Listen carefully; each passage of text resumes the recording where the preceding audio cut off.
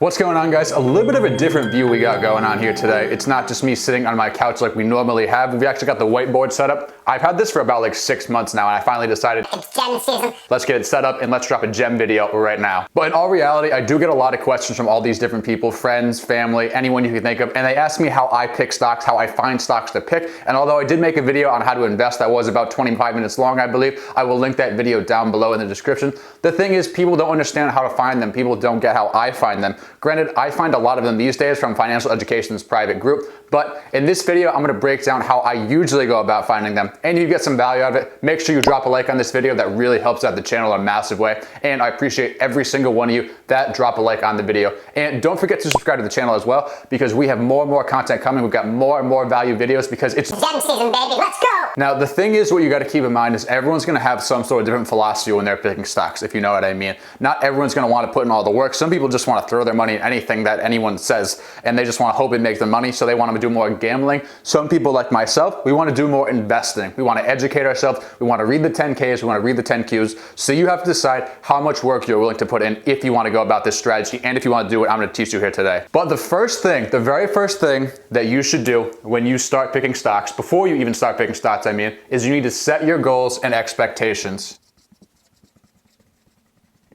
And why? Why is this number one, and why is this so important? Well, if you just go into the market with no set goals or expectations, you might not come out profitable, and you might actually lose money because you might get carried away one way or the other. Maybe you got a little carried away and you just put too much money into a speculative investment, or maybe you just got a little frustrated because you didn't double your money overnight, so you sold out and you could have made a great gain if you had to just held a little bit longer. So when you go into any sort of investment, whether it's real estate, individual stocks, index funds, whatever it may be, make sure you are setting goals for yourself. That is very important, and that is why this is number one. Granted, the rest of this video is going to be based around individual stocks, but you can apply the philosophy that we're going to go over in this video to really anything, any investment, I mean. So for example, for me personally, when I get into an individual stock, my main goal is to double my money, okay? So if I put $1,000 in, I want to get $1,000 back. Obviously, that doesn't always happen, but if you can get like a 50% return on that, you're in really good shape. That's really good if you can get a 50% return on every investment you make. But I go into each individual stock with the mindset, I'm going to double my money. And ideally, I want to do that within 3 to 5 years, okay? That's me personally, just to give you guys an example of this first step. I want to double my money within 3 to 5 years. Now, if it takes a little bit longer than that, say it's like 10 years, I'm fine with that. Say it takes less than 3 years, I'm obviously okay with that because I made money quicker. But that's just an example of the first step. So you guys want to set a goal similar to this, whatever it may be. Maybe you want to see a 20% return, 30% return, 40% return, whatever it may be. You want to set yourself a goal before you go into a particular investment, because if you don't, you're honestly not on the right track, and you could fail. And like I just said, maybe you sell out too early, maybe you get too deep in a speculative investment and it just doesn't work out for you. Another expectation I have before I get into an individual company is, does this company have a 3-to-1 R&R? And R&R is risk reward. So basically, there needs to be 3 times the chance that I make my money back, I double my money in 3 to 5 years, as opposed to the 1 that I would lose all my money. And this is important to think about, because with every investment, there's a risk. There's always a risk. Anything you ever do with your money, guys, there's gonna be a risk, even if you just keep your money in a savings account. Now, for someone that doesn't understand the stock market, I guess you could say, and investments, they might tell you a savings account is safe. Honestly, it's really not. In my personal opinion, I don't think that is the best place to put your money, because, well, your money just gets devalued over time. Your money doesn't make you money. And obviously, keeping money in a savings account really is not a second income source. That's just me personally. If you have that philosophy of keeping your money in a savings account and you enjoy it and you think that is the best investment for you, by all means, everyone has their own opinions. I by no means am right all the time. I'm wrong a lot as well. Believe me, I am not perfect by any means. By the way, I'm just talking to a camera in my room with no one else around. Maybe I'm not the person you should be taking advice from.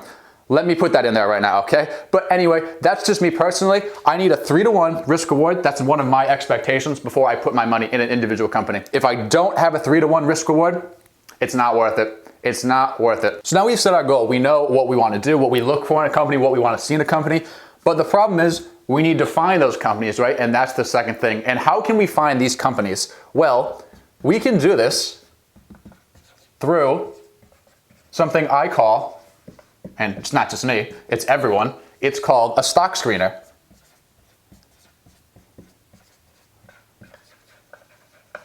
And what is a stock screener? So basically a stock screener is something you can get one on Yahoo Finance, you can get one on Fidelity, there's tons of stock screeners. I was gonna walk through one with you guys, but I thought maybe that was not the best idea, mainly because this channel is obviously for more newer investors, and I thought people watching this might get a little confused by me going through it. So I decided maybe that wasn't the best thing to do, but I'll summarize it for you very quickly. So basically a stock screener is you can filter and put a certain criteria in for a stock. So you can filter by market cap, P ratio, whatever you want to do, price to sales ratio. There's all different metrics that you can put in there. But the thing is, you want to be careful with it, is you want to pick the metrics that matter the most to you, okay? Because here's the thing, if you put in 15 different metrics and you have a very set criteria of all those 15 different metrics, you're probably not going to find a stock that really works for you, that fits every single one of those boxes, that checks every single one of those boxes. So you want to pick the top couple of metrics that really mean something to you, and you have to decide what that is for yourself. It could be the PE ratio. It could be the market cap. You have to decide for yourself, and then you can filter by it, and then you can start from there. Personally, I don't use the stock screener right now because I am in financial education's Discord chat, so there's a lot of companies that come across my eyes in there that I want to look into, more than I can actually keep up with. Again, I am going to make a video reviewing that chat soon, but that is how I usually find the companies I look into right now. So, but for the sake of this argument, let's assume that I am not in financial education's private Discord chat and I'm not using a stock screener. How would I find a stock I want to buy? Well, I use this pyramid. I have 3 simple-ish complex steps, and we're gonna get into them in a second here, that I would go about. So the first thing I would do is I would look for industries that I find attractive, that I think are on the come up based on what I've read. So one of the industries I'm very interested in is the cloud industry. You guys know I'm very bullish on Dropbox. That's a very big position of mine. Another one is the vegan industry. I think veganism is going to continue to grow. So that's where I start. I start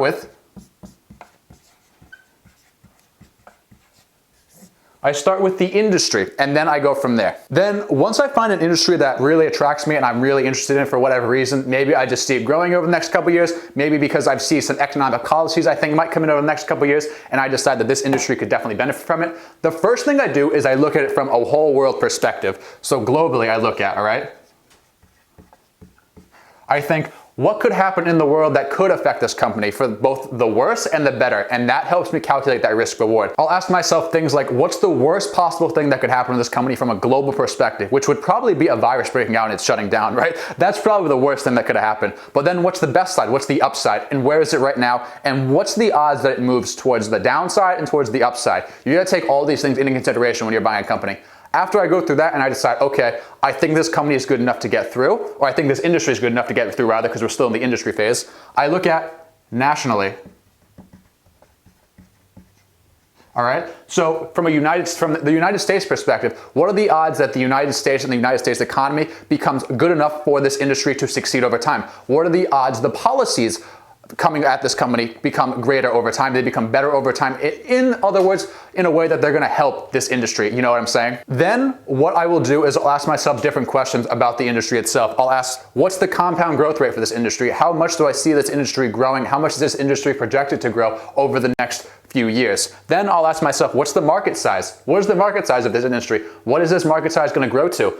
And then I'll ask myself, where do I see this industry in 5 to 10 years? And that's the important one. Where do I see this industry going? Based on the research I've done, based on the trends that I've seen, where is it going? And then I'll also ask myself some issues and risks, like we talked about up here. Every investment has a risk, guys, and you have to ask yourself, is the risk and possible issues that could come about in this industry, is that worth the reward? And if you like all 4 of these, then you can move on to the next thing. If you don't like these risks, if they're too risky for you, then you might just stop right here and you might just say, hey, X, forget it, like done, I don't want to do it anymore, like just done. This industry is not worth it, it's not worth the risk reward, and that's fine. I've done that plenty of times. That's fine. Don't be afraid to sit on your hands and just wait for a different industry. Then, once we get through the industry, we decide, okay, this is an industry we want to look into. We don't see any major issues globally over the next 5 to 10 years that could affect this industry. We don't see any national problems in this industry. We've gone through these. We think the compound growth rate is definitely optimal. We think the market size has some room to grow. We like where this industry is going in the next 5 to 10 years. The issues and risks, they're worth the reward. Big check mark. We move on to the big players. So we're going to look at the big dogs, or the competitors in this industry. So that's what we're gonna look at. So let's say we have 3 stocks in the industry. We have stock A, we have stock B, we have stock C. We're gonna look at all 3 of these companies and see what they look like compared to one another. What's their market cap? How do the PE ratios compare? How are their revenues projected to grow over the next 5 years? We have to look into these, and then we can go from there. Then after going through all this work, you find the competitors, you go through the industry, you ask yourself these questions, then you find the company. That's right, you find the company that you potentially want to invest in. There's still more work to do, which you're gonna get into in a second, but that is how I can get to a company that really attracts me. So for example, you guys know I made a video a couple weeks ago about Beyond Meat. You know I'm very bullish on Beyond Meat. You know I wanna make that into a big position of mine. I started off with the industry. I asked myself, what does the industry look like for that market? I then asked myself, can it expand globally? Yes, it definitely can. In my opinion, I think it can. Do I see any global issues coming up? Honestly, I thought this virus was probably the worst thing that would happen. That's everything, all the research I did, that's what I thought. I then asked myself, what about nationally? How is the United States going to affect this business or this company? And I said, again, I feel like this is the worst thing that could happen. The compound rate definitely had some room to run. I thought it had a really lot of room to grow. I actually thought the compound growth rate was a little bit lower than it's projected to be. So I think it could actually come in at a lot higher than what it was projected at. Market size, I like the market size for it. I like where the market size is going. 5 to 10 years out. I felt like in 5 to 10 years, I said, like I said in that video, I thought one of 4 or one of 5 people, one of those two, are going to be vegan or have vegan products consistently by 2030. I really believe that. And then the issues and risks, to me, the issues and the risks were worth the reward, guys. So I had my industry. Then I went to the big dogs. Who are the big dogs in the vegan industry? I thought there was Beyond Meat, I thought there was Impossible, and then some other smaller ones like the Very Good Food Company, but Beyond I thought was superior. Then I had my company. I compared all of these numbers, I looked at them all. Obviously Impossible is a private company. The Very Good Food Company, that's smaller, so I mean it's a small cap company, so that one has like a lot more risk with it. But I felt like Beyond Meat was worth the reward in my personal opinion based on all of this. And one of the main reasons I thought Beyond was going to be the big player in this vegan industry is because they're just so far ahead of their competition. Their branding is A1. Like Impossible, their branding's not even close to what Beyond Meat is, guys. It's really not even close. Very Good Food Company, obviously smaller cap company. Then there's some other ones, but I felt like Beyond would be more apt to buy them out personally. That's just what I thought. And then on top of that, so I think that one of the major players, their major competitors is Impossible, right? Well, the problem with Impossible is they've already come out and said that they can't keep up with the demand that Beyond can. So automatically, Impossible's behind. In my personal opinion, that's how I saw that. So like I just said, I took all this into consideration. Risk was worth the reward. We came down to BYND, and now that is one of our positions. Anyway, back to the point of the video. Once you go through all this, the work's not done. No, it's not. It's actually not even close. It's just beginning. This is what you should do before you start even looking into a company. So I did all this, found Beyond Meat, right? And then I started doing my research. I started reading the 10Ks. I started reading the 10Qs. I started looking into the CEO. I listened to the conference call. That's when you start to look into that company. And you need to do all that, 10Ks, 10Qs, conference calls. You need to do all that, and you need to fully understand the company and its business model before you invest in it, okay? You need to know so much about that company that you feel like if they called you today and they asked you to run it, you understand it so well you could probably run that. You have to understand that, guys. That's very important. Very important. You have to remember that. But then once you do all that research, and here comes gem season, baby. Here we go. This is gem season. Once you do all that research, you have to decide how much you want to put in. How much money do you want to put in this position? That's very important because you invest all your money. Do you invest 10%? What do you invest? How do you know how much to invest? So like I just said, we're gonna drop some gems right now. I mean, this is a little bit off topic, but I think this is important. I think this is gonna help a lot of you guys that are watching this video right now. So when I invest in a company, if I'm super bullish on it, I mean really bullish on it, and I wanna make it like my #1 position, I will probably invest, and this is for individual companies, I'll probably invest about 30% of the capital I wanna put into my total stock portfolio. So say I have $10,000 of my total individual stock portfolio, and I want to put 30% in it, then I'll put $3,000 into that stock, okay? This is like if I look at the stock and it's like, it's easy money. Like there's like a 2% chance I lose money in this stock over the next 5 or 10 years, okay? Ideally, and usually what I usually do 20 to 25%, guys. That's usually what I do. That's something I feel very comfortable with. Sometimes it grows into this. Sometimes I buy a stock, I get my position built, and it just grows right into that. And that's okay. I'm okay with that because then I have options. I can sell out, I can take a profit. I can let it ride. I have plenty of options. I'm completely okay with that. And this is only if I feel super, super confident. Ideally, it's this range right here. Like this is like I just saying, is like 98%. Like 98. So what happens if I'm very bullish on a company, but maybe not like this bullish? Like I don't want to put 30% in because it's not like a 98% chance. I'm very confident in it, but I don't want to make it a huge position, so I don't want to put 20 to 25%. Usually what I would do, like say I want to make it like my 5th or 6th biggest position, like somewhere to have, somewhere I really am bullish on, but I don't want to make it huge. I would probably, and I do this, invest about 10% of my capital. So if I want to invest $10,000, or I have a $10,000 individual stock portfolio, I'll probably put $1,000 into that company, okay? Now here's a big one, another gem. Gem season, baby. Say you want to put $10,000 in the market, or you want to put $10,000 in a stock. You want to put $10,000 in Callaway. Do you just put it all in immediately, right off the jump? Do you just go full on YOLO? Or like, what's the case? So for example, we're going to use Callaway for an example here, right? So ticker symbol ELY, that's Callaway's ticker. So say you want to put $4,000 in Callaway. You've done all your research, you've looked at the industry, you've done all the things we've talked about in this video, and you've decided that you want to put $4,000 in. Whatever percentage of that portfolio that you've got to decide, and you've got to decide if that makes sense. That's for you. But you don't put all $4,000 in at once, in my personal opinion. That's not something I do. That's not something I would recommend doing. I actually just bought some Callaway shares. I mean, I guess I should have put more money into it, but I did not buy as big of a position as I wanted to immediately. I started small, and then I was going to buy more, but of course it went up. Granted, we're up about 25% on that transaction right now, or that trade right now rather, so I'm very happy with it, but I would have liked it to go lower or stay around those levels for a little bit longer, so I could have bought more.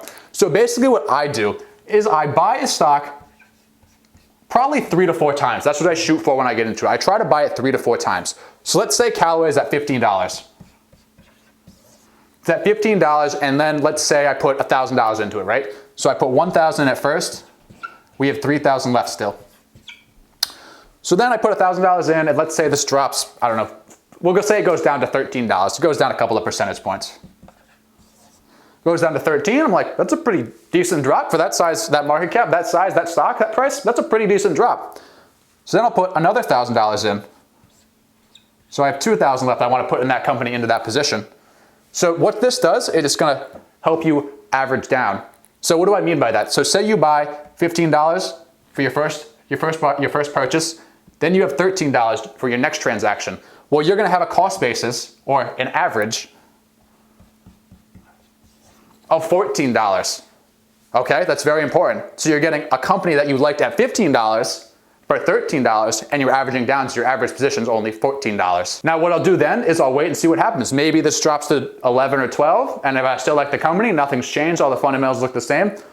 Maybe I'll put another $1,000 into it. Maybe I'll put $2,000 in it because I'm like, I don't think it'll go any lower. If it does, oh well, too bad. I think I've got a good position built. I'm okay with that. Or maybe what I'll do is I'll put another $1,000 in, and then I'll see what happens. Maybe it does go a little bit lower. If I think maybe it could go a little bit lower, and I'll put that last $1,000 in.